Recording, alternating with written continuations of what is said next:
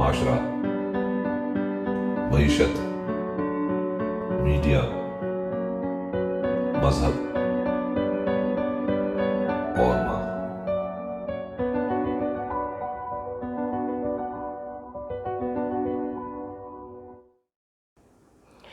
السلام علیکم۔ Channel M5 سے نسرین حسین پرویز آپ کی خدمت میں حاضر ہے۔ جناب، آج کا جو موضوع ہے ہماری معزز عدلیہ کے حوالے سے ہے۔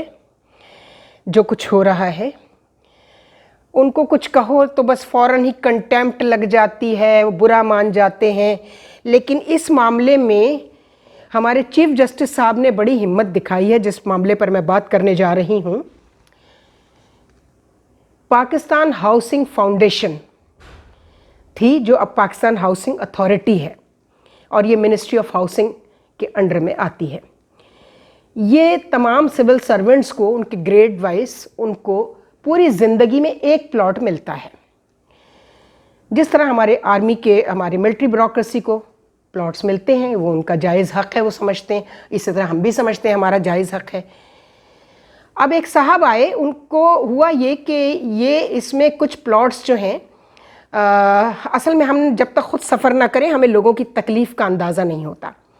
تو میں ان لوگوں میں سے ہوں جو میں پوری بات کی تہہ تک جاتی ہوں۔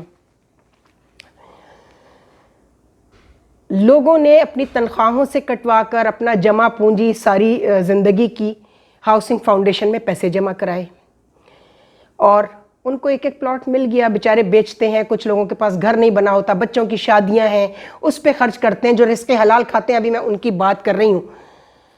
ایک صاحب جو چیف جسٹس ہائی کورٹ اسلام آباد، مجھے نہیں پتا وہ سپریم کورٹ چلے گئے نہیں، ان کی ریکمنڈیشن تو چلی گئی تھی جوڈیشل کاؤنسل کی طرف سے، اب وہ کب جوائن کریں گے سپریم کورٹ۔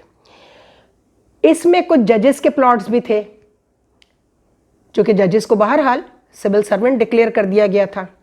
ان کو بڑی آگ لگی، اطہر من اللہ صاحب کو، چونکہ ان کو ان ججوں کے ساتھ تھی دشمنی، پسند ناپسند کی وجہ سے انہوں نے بیعت جنبش قلم، پہلے تو وہ اس کو یعنی اس قدر انہوں نے لٹکایا ان کیسز کو، اتنا لٹکایا اور کہا کہ جی سول سرونٹ کو تو پلاٹ ملنا ہی نہیں چاہیے۔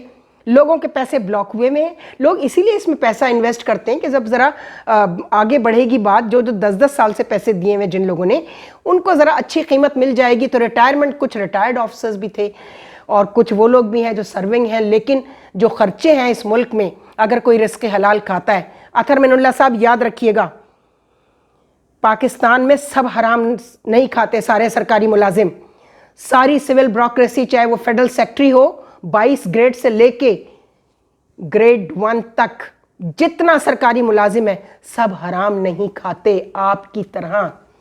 آپ 16 کامن کے ہیں نا، کسٹم سروس کے، لے جاؤں آپ کو پیچھے، جب آپ کی انکوائری شروع ہوئی آپ کی کرپشن کی اور آپ نے ریزائن کر دیا تھا، وہ 900 چوہے کھا کے، and you are known as a filthy rich, stinking rich person، اور آپ کو ذرا بھی کوئی یعنی انسان کے اندر خوف خدا ہوتا ہے کہ آپ نے ہیرو بننے کے لیے اور میڈیا کی فیور لینے کی کوشش کی آپ نے کہ جی میڈیا کو بھی ملنے چاہیے تاکہ میڈیا آپ کو سپورٹ کرے۔ اب میڈیا اتنا بے وقوف نہیں رہا ہے، میڈیا کو بھی پلاٹس ملتے ہیں، سمجھ آئی آپ کو؟ ان کو پلاٹس ملتے ہیں۔ آپ کیا ان کے سگے بننے جا رہے تھے؟ ہیرو شپ کے لیے آپ نے سوچا کہ اس طرح میڈیا میرے ساتھ آ جائے گا؟ کوئی نہیں آئے گا۔ یہ کام ذرا آپ دوسری طرف بھی کرتے نا، ذرا ملٹری بیوروکریسی کے لیے کہہ کے دکھاتے کہ جی آرمی والوں کو جو پلاٹ ملتے ہیں وہ نہیں ملنے چاہیے، ان کو، ان کا حق نہیں ہے، یہ ہمارے لیے آپ نے کر دیا۔ یعنی وہ جو کمزور ہوتا ہے نا، اس کے اوپر سب کا ہاتھ پڑ جاتا ہے۔ تو آپ نے یہ حرکت کی صرف ذاتی پسند ناپسند ان ججوں کو نیچا دکھانے کے لیے، ان کی توہین کرنے کے لیے، جن کو پلاٹس اس میں ان کے پلاٹس تھے، جس میں آپ نے بیعت جنبش قلم پہلے تو لٹکاتے رہے، اور ایک دن تو آپ نے ایسی حرکت کی، میں اسلام آباد میں تھی اور میں واچ کر رہی تھی کہ اب یہ کرتے کیا ہیں۔ اتوار کے دن آپ نے کورٹ کھلوا دی، سیکٹری ہاؤسنگ کو بلا لیا، وہ زیب صاحب جو تھے وہ بڑے حیران تھے کہ یہ اتوار کے دن کیوں، چونکہ آپ کو پتا تھا کہ یہ کیس اب سپریم کورٹ میں چلا گیا ہے، تو وہاں جانے سے پہلے میں اپنا ایک ڈیسیشن دے دوں۔ یہ ساری ٹیکنیکل کسٹم سروس سے بے تحاشا حرام کمانے کے بعد جب آپ کی انکوائری شروع ہوئی کرپشن کی، تو آپ انگلینڈ بھاگ گئے اور وہاں سے آپ نے LLM کیا، لا پاس کیا، چونکہ سب سے آسان طریقہ یہی ہوتا ہے کہ آپ لا پاس کریں اور آ کر وکیل کالا کوٹ پہن کے آپ وکیل بن جائیں. پھر جوڈیشل تحریک میں آپ افتخار چودھری صاحب کے بہت قریب ہو گئے اور بہت ہیرو بن گئے. آپ کیا سمجھتے ہیں لوگ آپ کو جانتے نہیں ہیں؟ یہ کام وہ جج کرتا ہوا اچھا لگتا جس کے اپنے ہاتھ صاف ہوتے. یہ آپ نے کیا ہے، آپ لگائیں اب مجھ پر کنٹیمپٹ لگائیں ذرا. میں آتی ہوں کورٹ میں اور جو پتا نہیں ہے نا پورے میڈیا کو اور پوری پاکستان کو، وہ بھی بتاتی ہوں آپ کے بارے میں کہ آپ نے پیسہ کیسے کمایا. آپ تو خود چونکہ ایک فلتی رچ ہیں، اس لیے آپ کو کوئی اندازہ نہیں ہے کہ وہ لوگ جو ساری زندگی رزق حلال کھاتے ہیں ان کو ایک ایک پلاٹ ملا ہے اگر سرکار کی طرف سے. یہ ان کا رائٹ ہے، یہ ان کا حق ہے. اس پر شب خون ماریں گے آپ، چونکہ آپ کو ان کی تکلیفوں کا، وہ وائٹ کالرز ہے نا جو رزق حلال کھا رہا ہے، وہ سفید پوش ہے، وہ اپنی تکلیف بتا بھی نہیں سکتا لوگوں کو. تو آپ کو تو اب میرا خیال ہے دیکھا جائے گا. جناب چیف جسٹس صاحب، میں آپ کو سلیوٹ کرتی ہوں کہ آپ نے اس کا نوٹس لیا سپریم کورٹ بندیال صاحب نے، اور انہوں نے کہا کہ ہاں اس کو دوسرا ایک وکیل کیا گیا. پہلے تو ماشاءاللہ وکیلوں، سیاسی وکیل جو ہیں 1-1 کروڑ روپے تو وہ فیس لیتے ہیں. اکرم شیخ صاحب کے پاس گیا، انہوں نے 1 کروڑ روپے فیس لی. کس بات کی؟ کہ انہوں نے ہائی کورٹ سے فائل صرف سپریم کورٹ تک پہنچا دی. اس بات کے انہوں نے 1 کروڑ روپے لیے اور ادھر ادھر سے پھر کہلوایا بھی انڈائریکٹلی کہ بھائی سارا پیسہ تو میں نے نہیں لیا، وہ تو ہاؤسنگ فاؤنڈیشن کے اور سیکٹری تک کے پیسے اس میں شامل تھے، ایسے ہی تو مجھے 1 کروڑ روپیہ فیس نہیں دے دی انہوں نے اتنے سے کام کی. چلیں جی، وہ کس کی جیب سے گیا؟ کسی کی پرسنل پاکٹ سے نہیں گیا، وہ سرکار کے خزانے سے وہ فیس گئی اکرم شیخ صاحب آپ کی. لیکن آپ نے کیا کیا؟ انہوں نے فوراً ایک دوسرے لا ایسوسیٹس کو نوازنے کے لیے ہاؤسنگ فاؤنڈیشن نے بقول اکرم شیخ کے جو قریب لوگ ہیں انہوں نے کہا کہ جی اب دیکھیے اب دوسرے کو نوازیں گے، اس کو بھی 1 کروڑ دیا ہے اور اس میں سے بھی پیسہ رکھیں گے. یہ لوگ منسٹری سے لے کے ہاؤسنگ فاؤنڈیشن تک کے لوگوں کا نام آ رہا ہے کہ یہ کروڑوں روپے فیس دی جا رہی ہے. کیا کیا ہے انہوں نے؟ بھنڈاری ایسوسیٹس کا نام لیا جا رہا ہے، بھنڈاری اینڈ نقوی ایسوسیٹس. انہوں نے خیر ایک اپلیکیشن دی، ارلی ہیئرنگ کی، ایکسیپٹ ہو گئی. چیف جسٹس صاحب نے ارلی ہیئرنگ لگا دی اور بڑی محنت سے انہوں نے، ایک بڑے انصاف سے انہوں نے ایک ایسی بینچ بنا دی ان ججز کی جن کے پاس پلاٹ نہیں تھا، تاکہ اطہر من اللہ صاحب یہ نہ کہہ سکیں کہ جی ان کے پاس تو پلاٹ تھے نا تو انہوں نے اپنے آپ کو سپورٹ کیا ہے. یہ بینچ تھی جسٹس عائشہ، جسٹس محمد علی مظہر اور جسٹس منیب اختر کی. چیف جسٹس نے کہا کہ 3 ہفتے کے اندر اندر یہ لگایا جائے. اس بات کو 6 ماہ سے زیادہ گزر چکے ہیں. اب کیا ہوتا ہے کہ جسٹس منیب اختر صاحب جو ہیں اس بینچ کے، اللہ جانے وہ دوستی نبھا رہے ہیں. پہلے تو انہوں نے کہہ دیا کہ ہاں جی لگا دیں اس کو اور چھٹی پر چلے گئے. جو ویکیشن ہوتی ہیں کورٹ کی، وہ ویکیشن اب یہ ہو گیا کہ شاید ہر شخص جو ہے، ہر جج جو ہے وہ اپنے سہولت کے حساب سے وہ چھٹی لیتا ہے. تو پہلے تو وہ چھٹی پر چلے گئے جسٹس منیب اختر صاحب، یہ کہہ کر کہ ہاں یہ کیس جو ہے نا لگا دیجئے، میں چھٹی سے واپس آؤں تو لگا دیجئے. کیس لگا. اس وقت کراچی رجسٹری پہنچ گئے موصوف.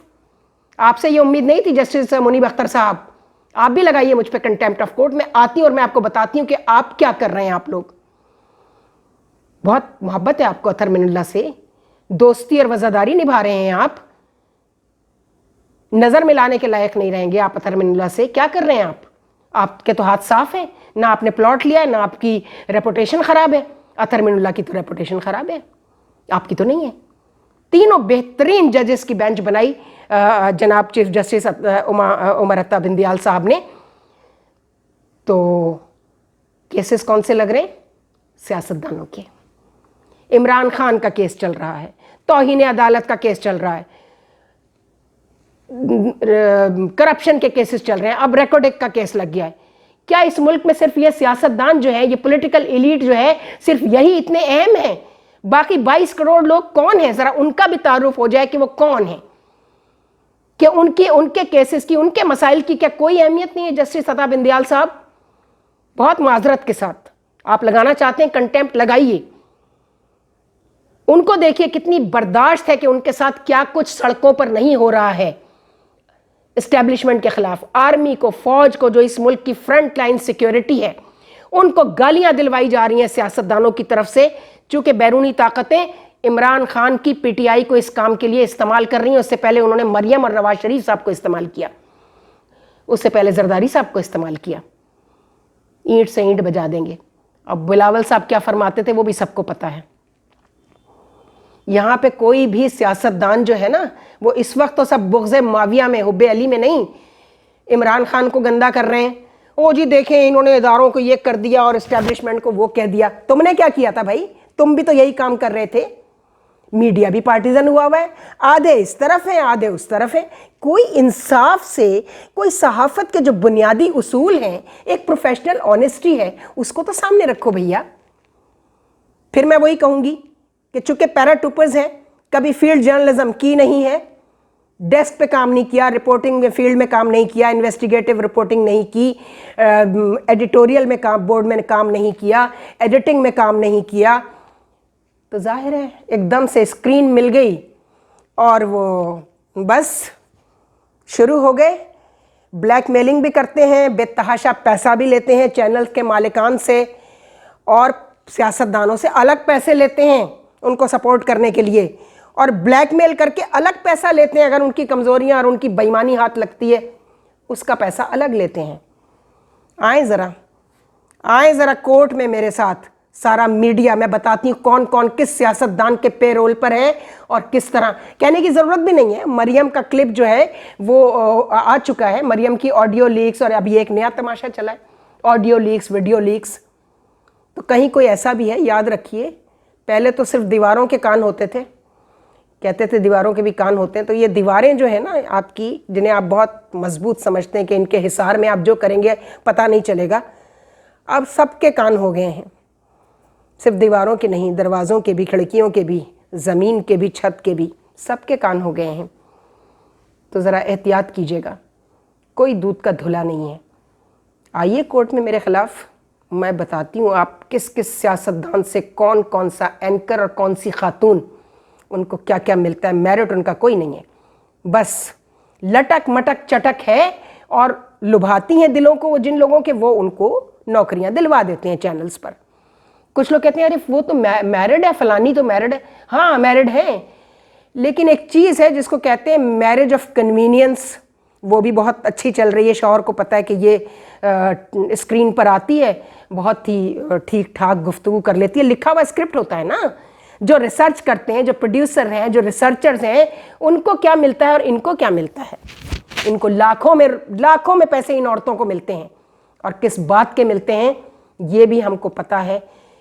ان کی آڈیو اور ویڈیو لیکس آ جائیں گی نا تو قیامت آ جائے گی. پھر کوئی شریف گھرانہ اپنی بچی کو ٹیلی ویژن پہ نہیں بھیجے گا. شریف گھرانہ ابھی جو بھیج رہے ہیں ان کو معلوم ہے ہماری بیٹی کا میرٹ کیا ہے اور کیسے وہ گئی ہے، نیوز اینکر اور ٹاک شوز کیسے چلا رہی ہے، کون چلوا رہا ہے اور کن مراعات کے بدلے میں چلوا رہا ہے.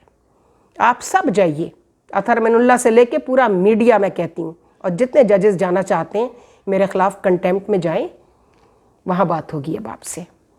خدا حافظ.